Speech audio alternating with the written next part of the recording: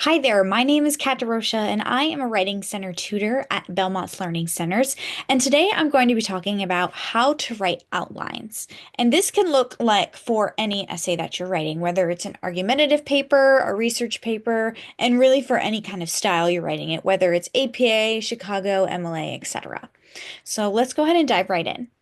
So each essay really starts with an introduction paragraph, and that starts with an overall general idea of the topic that you're going to be discussing. So you really want to start off with a hook or a general statement that kind of gets your reader into the main topic that you're going to be talking about. Then you'll want to provide about maybe 2 to 5 sentences, depending on the length of your essay, of background information, depending on the topic. And that is really just to provide more context for the reader based on what it is that you're talking about. And then finally, you will want to really hone in on your thesis slash argument, which should be around 1 to 2 sentences. And this is going to be something that you reflect on for the majority of your paper. Moving on, we have our body paragraphs, and this can look different for every essay depending on the length, the topic, etc.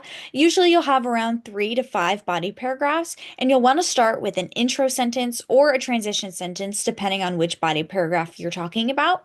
Then you'll want to set up the quote that you're going to be using in your essay. And this is a little bit more specific to what exactly you're going to be quoting, from what source that you're quoting it from, how it applies to your topic. And you really want to be able to set that quote up so it's not just information quote.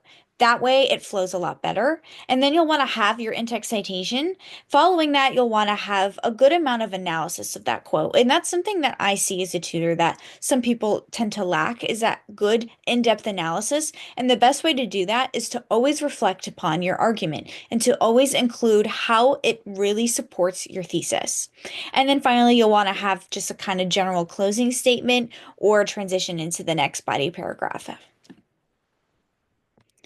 And finally, you want to have your conclusion. And this is something that I like to tell a lot of people when I'm seeing them and reading their papers is, if a reader were to only read your conclusion, what would you want them to take away from that?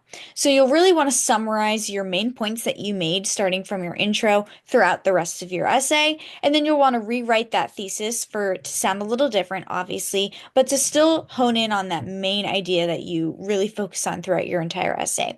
And then you'll want to make some more general closing remarks, and remember to make this a memorable piece of work for the ending, especially because readers are going to remember the ending at the last thing that they read. Well, thank you for joining me today to talk about how to write your outlines. And up next, we're going to be talking about our works cited page.